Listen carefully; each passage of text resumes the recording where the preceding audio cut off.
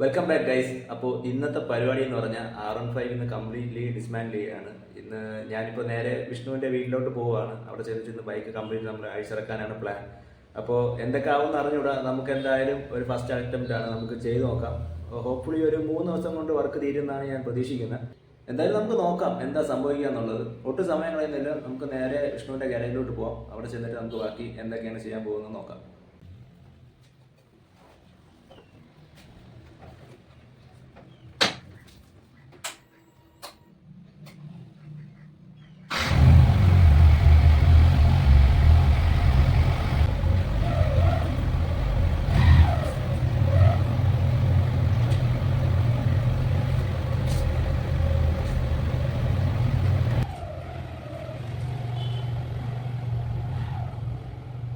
ഞാനിപ്പോൾ നിലവിൽ ആ വർക്ക്ഷോപ്പ് എത്തിയിട്ടുണ്ട്.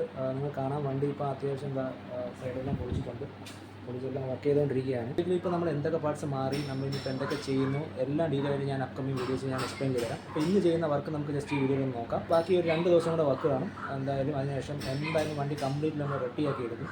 പിന്നെ ഞാൻ ഇവിടെ വന്നപ്പോൾ കണ്ട വേറൊരാളെ കാണിച്ചു തരാം കേട്ടോ. ഹലോ, ഇവനിവിടുത്തെ ആളാണ് കേട്ടോ.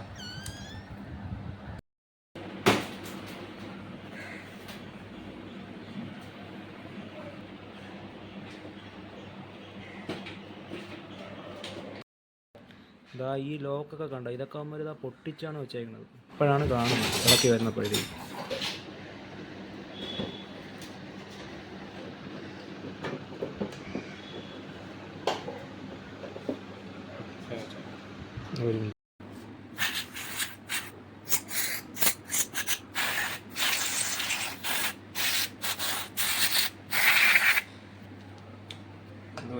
ഒരു വണ്ടിക്ക് ക്ലീൻ ചെയ്യാൻ ഒരു ബോട്ടിൽ വേണം സത്യം പറയാം. ഈ ത്രോട്ട് ബോഡിയിലെ എയർ അഡ്ജസ്റ്റർ സ്ക്രൂവിൽ ഫാക്ടറിയിൽ നിന്ന് ഒരു അഡ്ജസ്റ്റ് ചെയ്യാനായിട്ട് പറയുന്നില്ല. ത്രോട്ട് ബോഡി ക്ലീൻ ചെയ്യുന്ന നേരത്ത് ആരെ കൊണ്ട് ഇത് ഇളക്കിപ്പിക്കരുത്. അഥവാ ഇൻ കേസ് സിറ്റുവേഷനിൽ നമുക്ക് ഇത് ഇളക്കിയെടുക്കേണ്ട സിറ്റുവേഷൻ വന്നു കഴിഞ്ഞാൽ ഇത് എത്ര പിരിയാണ് ഫുൾ റൊട്ടേഷൻ ചെയ്യേണ്ടതെന്ന് വെച്ച് കഴിഞ്ഞാൽ അത് റൊട്ടേറ്റ് ചെയ്ത് ടൈറ്റ് ചെയ്തിട്ട് ആ പിരിയുടെ കൗണ്ടും കൂടെ എടുക്കുക, എന്നിട്ട് മാത്രം ഇളക്കിയെടുക്കുക. റീസെറ്റ് ചെയ്യാത്ത ഫുള്ള് ടൈറ്റ് ചെയ്തിട്ട് എത്ര പിരിയാണ് നമ്മൾ ടൈറ്റ് ചെയ്ത് അത് ഓപ്പൺ ചെയ്ത് വെക്കുക. അല്ലാതെ മാക്സിമം ഇത് ഇളക്കാതിരിക്കാൻ ശ്രമിക്കുക. ഇത് മെയിനായിട്ട് മിക്കപ്പോഴും നമുക്കിപ്പോൾ ഗ്ലോസിൽ നിന്നാണ്. ഇത് ഒരുവിധം ചീപ്പ് ആൻഡ് ബെസ്റ്റ് ആയിട്ടുള്ള ഒരു ത്രോട്ട് ബോഡി ക്ലീനറാണ്.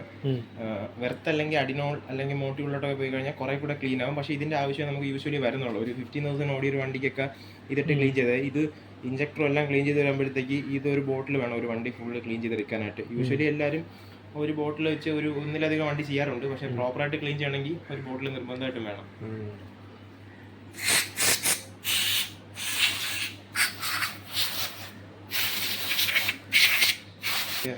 ഇഞ്ചക്ടർ ക്ലീൻ ചെയ്യുന്ന സമയത്ത് ഈ മാനിഫോൾട്ടും കൂടെ ഇളക്കി ക്ലീൻ ചെയ്യുക. ഇഞ്ചക്ടർ മാത്രം ഇളക്കി പവർ കൊടുത്ത് ക്ലീൻ ചെയ്യരുത്. ഒരു 15,000 ഓടി വണ്ടിയാണെന്നുണ്ടെങ്കിൽ ഇഞ്ചക്ടർ മാത്രം പവർ കൊടുത്ത് ക്ലീൻ ചെയ്യണം നിർബന്ധമല്ല, മാനിഫോൾട്ട് ഇളക്കി ക്ലീൻ ചെയ്യണം. കാരണം ഇതിലെ ഡെപ്പോസിറ്റ് കാണുമ്പോൾ തന്നെ ഒരു ഇത് അറിയാൻ പറ്റും. അത്യാവശ്യം നല്ല ഡെപ്പോസിറ്റ് ഉണ്ട്. അപ്പം ഇതെല്ലാം ക്ലീൻ ചെയ്യാൻ നേരത്ത് നിങ്ങൾക്ക് വണ്ടി കുറച്ച് അണ്ടർ പവർ ആയിട്ടൊരു ഫീൽ വരും. അത് കാര്യം എന്ന് വെച്ച് കഴിഞ്ഞാൽ ഫ്യൂവൽ സ്പ്രേ നേരത്ത് കുറച്ച് ഡെപ്പോസിറ്റ് കാര്യങ്ങളിലൊക്കെ ഇവിടെ തട്ടി ഫ്യൂവൽ ഇരിക്കുന്നതുകൊണ്ട് ഉള്ളിലോട്ട് കറക്റ്റ് പോകില്ല. അപ്പോൾ അടുത്ത ഓട്ടോ സെൻസറിൽ ബാണായി പോകുന്ന ഫ്യൂവലിൻ്റെ റേഷ്യോ എടുത്തിട്ട് ഫ്യൂവൽ വേണ്ടത്ര രീതി വരുന്നില്ലെന്ന് പറഞ്ഞ് കുറച്ചും കൂടെ കൂടുതൽ സ്പ്രേ ചെയ്യും. അങ്ങനെയാണ് നിങ്ങൾക്ക് ആക്ച്വലി ഇത് ക്ലീൻ ചെയ്യുമ്പോഴത്തേക്ക് വണ്ടി വലിക്കുന്ന ഒരു പവർ കുറഞ്ഞൊരു ഫീൽ വരുന്നത്. ഇതെല്ലാം ക്ലീൻ ആകുമ്പോഴത്തേക്ക് എയറും ഫ്യൂവലും കറക്റ്റ് റേഷ്യോയിലോട്ട് ഉള്ളിലോട്ട് പോകും.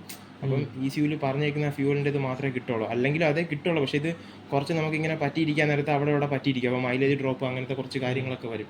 അതുകൊണ്ടാണ് നിങ്ങൾക്ക് ഇത് ക്ലീൻ ചെയ്യുന്ന വണ്ടികൾക്ക് കുറച്ച് പവർ ഡ്രോപ്പ് ആണെങ്കിൽ ഫീൽ ആവുന്നത്. യൂഷ്വലി ഒരു 2000 കിലോമീറ്റർ ഓടുമ്പോഴത്തേക്കും അങ്ങ് സെറ്റ് ആയിക്കുള്ളൂ.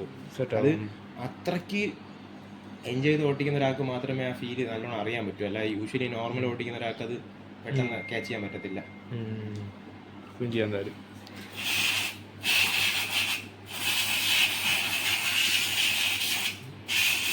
ക്ലീനർ അടിക്കുമ്പോഴത്തേക്ക് അഴുക്കളവുന്നുണ്ട്, അത്രയ്ക്ക് അതിൽ ഡെപ്പോസിറ്റ് ഉണ്ടായിരുന്നു കേട്ടോ.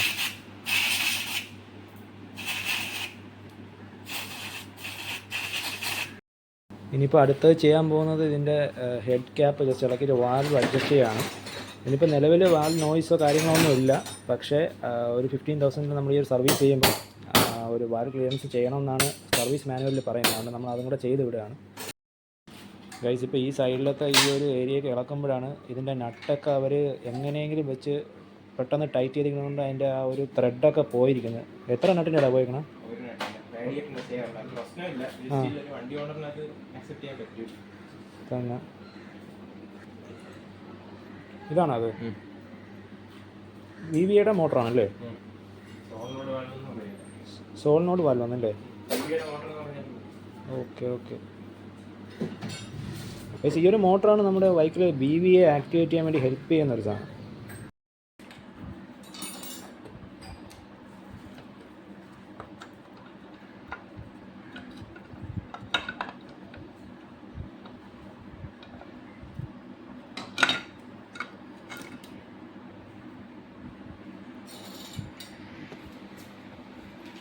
നമ്മളിപ്പോൾ വാൽവ് അഡ്ജസ്റ്റ് ചെയ്യാൻ വേണ്ടി ഇപ്പോൾ ക്യാപ്പ് റിമൂവ് ചെയ്തു.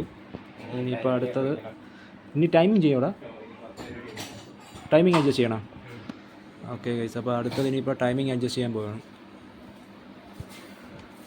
വേറെ വണ്ടിയിൽ ടൈമിങ്ങിൻ്റെ ഇത് ഇളക്കാൻ നേരത്ത് മാക്സിമം ഒരു തൊട്ട് ഒരു വാഷർ ഇട്ട് ഇളക്കുക. റീസൺ സ്ക്രൂ ഡ്രൈവർ ഇളക്കി കഴിഞ്ഞാൽ നശിക്കും. ഇതാകുമ്പോഴത്തേക്ക് വൃത്തിയിടാവില്ല. ഓക്കെ ഓക്കെ, അതാകുമ്പോൾ അത് വേറെ കുഴപ്പമില്ലാതെ ഇളകി വരുമല്ലേ? ഇല്ലെങ്കിൽ ഇത് പാട് വീഴും.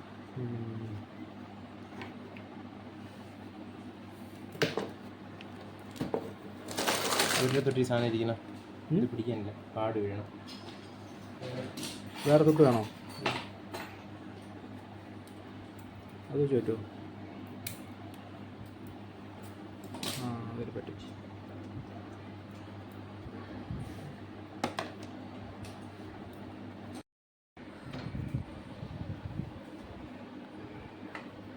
എക്സോസ്റ്റ്, ഇൻലെറ്റ്, കംപ്രഷൻ,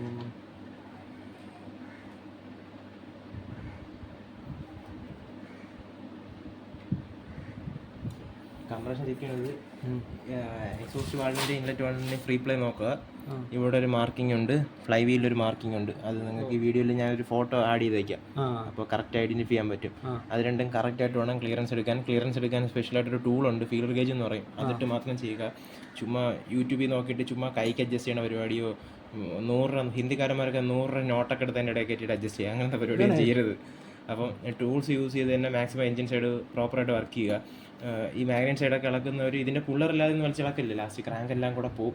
ഇതിൻ്റെ ക്രാങ്കിലൊരു ഒരു ഒരു ടൂൾ യൂസ് ചെയ്ത് കഴിഞ്ഞാൽ പോലും ഒരു 12 ബോക്സും എല്ലാം നമ്മൾ കട്ട് ചെയ്ത് ഇതിൻ്റെ ത്രെഡ് ഡാമേജ് ആവാതിട്ടയക്കുക. ഇല്ലെങ്കിൽ ഇതിൻ്റെ ത്രെഡിൽ ടൂളിട്ട് യൂസ് ചെയ്യുന്ന നേരത്ത് പഞ്ച് വീണ് പിന്നെ ലേത്തി കൊണ്ട് കൊടുത്ത് പിന്നെ വള്ളിയാവും. അപ്പോൾ അതുകൊണ്ട് മാക്സിമം സ്പെഷ്യൽ ടൂൾസും പിന്നെ നമ്മുടെ കുറച്ച് ഐഡിയാസും യൂസ് ചെയ്ത് വർക്ക് ചെയ്യുക.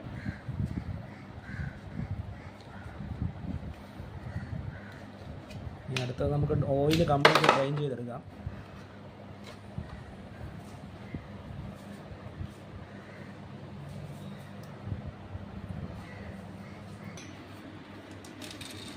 ഇത് ക്ലച്ച് സൈഡ് എന്തിനാണ് ഇളക്കണമെന്ന് വെച്ച് കഴിഞ്ഞാൽ ക്ലച്ചിനൊരു ക്ലിയറൻസ് ഇവിടെ അഡ്ജസ്റ്റ് ചെയ്യാനുണ്ട്. യോക്കിലും ക്ലച്ച് യോക്കിൽ, ക്ലച്ച് താഴായും പിന്നെ എഞ്ചിൻ കേസിൻ്റെ അകത്ത് ഒരു അഡ്ജസ്റ്റ്മെന്റ് ഉണ്ട്. ഇത് മൂന്നും കറക്റ്റ് ഈവൻ ആണെങ്കിൽ ക്ലച്ച് നമ്മളൊരു പുതിയ വണ്ടി മേടിക്കുന്ന ഫീഡ്ബാക്കിലോട്ട് തിരിച്ചു വരും. ഭയങ്കര ലൈറ്റ് ആയിരിക്കും. അത്യാവശ്യം കുറേ നാളിട്ട് ഓടിക്കഴിഞ്ഞാൽ ബെല്ലിൻ്റെ റബ്ബറൊക്കെ പോകും, ഹാർഡായിട്ട് ഓടിക്കഴിഞ്ഞാൽ. അതുകൊണ്ട് ഈ ഒരു സർവീസ് ടൗൺ ചെയ്തുകൊണ്ട് നല്ലതാണല്ലേ? എല്ലാം മിക്കവും നിങ്ങൾക്ക് ഹാർഡാണെന്ന് എപ്പോൾ തോന്നിക്കഴിഞ്ഞാൽ സ്പോട്ടിൽ ചെയ്യുക.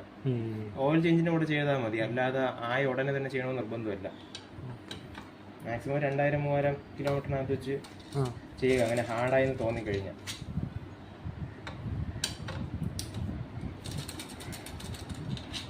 ഇത് ഇളക്കാൻ നേരത്ത് നിങ്ങൾക്ക് ഈവനായിട്ട് ഇളക്കാം. ടൈറ്റ് ചെയ്യുന്ന നേരത്ത് ക്രോസ് ടൈറ്റ് ചെയ്യാവും.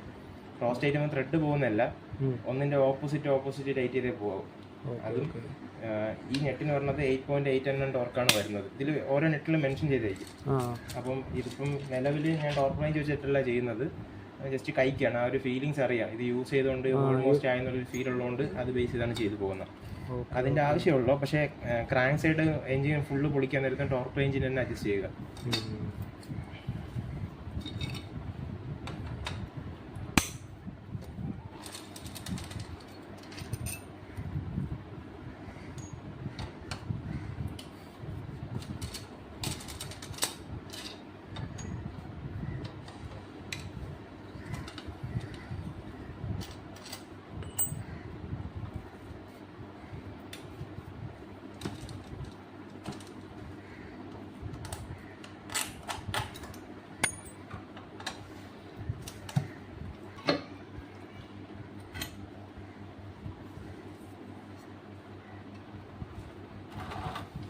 പോയിൻ്റാണ് ഞാൻ പറഞ്ഞത്. നിലവിൽ ഇതിൻ്റെ ബെല്ലിന് ഇത്രയും പ്ലേ ഉണ്ട്. ഇത് യൂഷ്വലി നോർമലായിട്ട് വരുന്നതാണ്. ഈ സിൽവർ ക്ലച്ച് വരുന്ന ഒട്ടുമിക്ക വണ്ടികൾക്കും 3 പ്ലേറ്റ്സേ വരാറുള്ള യമഹയുടെ ഭാഗത്തു നിന്നുള്ളത്. R15 സീരീസിന് പൊതുവെ അങ്ങനെയാണ് വരുന്നത്. ഓക്കെ, ഇവിടെ അഡ്ജസ്റ്റ്മെൻറ്റ് ചെയ്യണം അല്ലേ?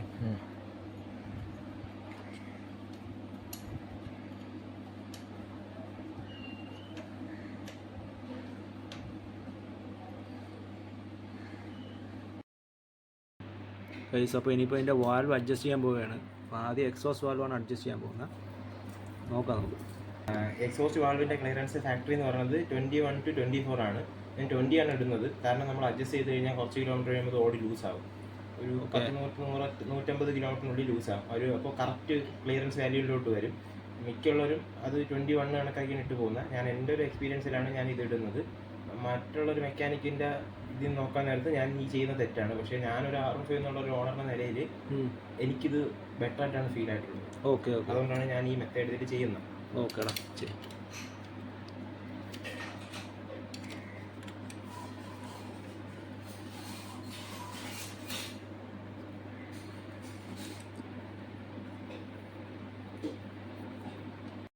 ഒരെണ്ണം ലൂസാണ്, റൈറ്റ് സൈഡിൽ വരുന്ന വാൾവ് ലൂസാണ്. അപ്പം എക്സോസ്റ്റ് ഇടത്തെ സൈഡിലത് കറക്റ്റ് ആയിട്ടാണ് ഇൻലെറ്റ് വാൾവ് ഇരിക്കുന്നത്. അപ്പോൾ നമ്മൾ അതിൻ്റെ സെയിം വാല്യൂ ഇപ്പുറത്തിലോട്ട് ചെയ്ത് കൊടുക്കുന്നു, അത് മാത്രമേ ചെയ്യുന്നുള്ളൂ. Okay okay okay.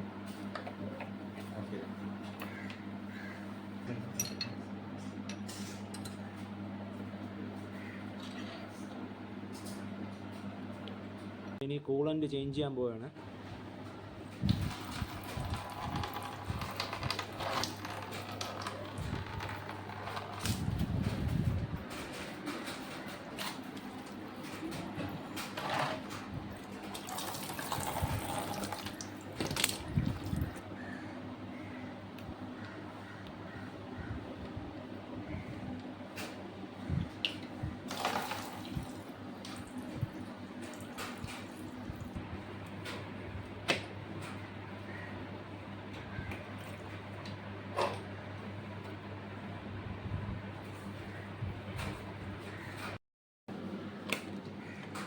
നമ്മളിനി പുതിയത് ഒഴിക്കാൻ പോകുന്നത് ഈ ഒരു മോട്ടീവിൻ്റെ ആണ്.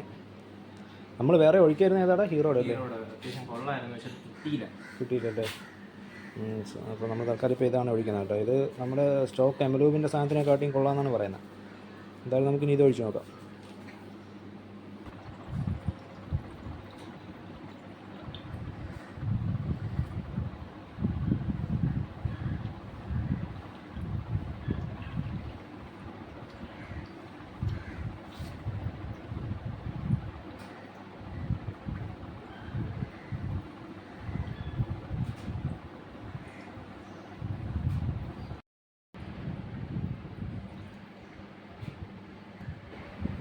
നമ്മൾ ഇനി ഇടാൻ പോകുന്ന ഫ്രണ്ട് ഡിസ്ക് പാഡ് ഇതാണ്, നിക്കാവിയുടെ കേട്ടോ. സിൻഡേഡ് പാഡാണ്, ചീപ്പ് ആൻഡ് ബെസ്റ്റ് ആണ്. ഈ റേറ്റിൽ സിൻഡേഡ് പാഡ് ഇപ്പോൾ നിക്കാവേ മാത്രമേ കൊടുക്കുന്നുള്ളൂ. പിന്നെ ഫോർക്ക് ഓയിൽ സീല് മാറുന്നുണ്ട്. ഓയില് യമഹയുടെ സ്റ്റോക്ക് ഓയിലാണ്. 2200 രൂപയോളം ഓയിലിന് വില വരുന്നുണ്ട്. പിന്നെ ചെയിൻ സ്പ്രോക്കറ്റ് വേറെയാണ് കേട്ടോ ഇടുന്നത്. ഇത് റോളോ ഉണ്ടല്ലോടാ, ബ്രാസ്, റോളോൻ്റെ ബ്രാസാണ് യമഹയുടെ സ്റ്റോക്ക് അല്ല. ചെയിൻ പാഡ് വേറെ, ചെയിൻ സ്പ്രോക്കറ്റ് വേറെ. അടുത്ത് ഇതിൻ്റെ കൂടെ ചെയിൻ പാഡ്, ഇതിൻ്റെ പാർട്ട്ണർ ഒരു ഇതാണ്. ചെയിൻ പാഡും സ്പ്രോക്കറ്റ് ബെയറിംഗും ഡാമ്പർ ബുഷും കൂടെ മാറണം. ഇതിന് എല്ലാ സ്പെയറും എടുത്തിട്ടില്ല, അതുകൊണ്ടാണ് ഇപ്പം അതൊന്നും മാറാത്ത ജസ്റ്റ് കാണിച്ചത്. അതിനിപ്പോൾ നാളെ ചെയ്യല്ലോടാ, നാളെ അല്ലെങ്കിൽ മറ്റന്നാൾ. നാളെ മറ്റന്നാൾ. Okay okay. അപ്പോൾ ഏകദേശം വൈകുന്നേരമായി കഴിച്ചു. അപ്പോൾ ഇന്നത്തെ വർക്ക് ഇപ്പം കൂളൻ്റും ഒക്കെ ചെയ്ത് നിർത്തിയിരിക്കുകയാണ്. ഇനിയിപ്പം ബാക്കി വർക്കൊക്കെ നാളെയാണ് ചെയ്യുന്നത്. ഇന്നത്തെ വീഡിയോ അപ്പോൾ ഇത്രയൊക്കെ തന്നെ ഉള്ളൂ. ബാക്കി കാര്യങ്ങളൊക്കെ ഞാൻ അപ്കമിങ് വീഡിയോസിൽ ഞാൻ എന്തായാലും ഫുള്ളായിട്ട് ഞാൻ എക്സ്പ്ലെയിൻ ചെയ്ത് തരാം. അപ്പോൾ നമുക്ക് അടുത്ത വീഡിയോ കാണാം.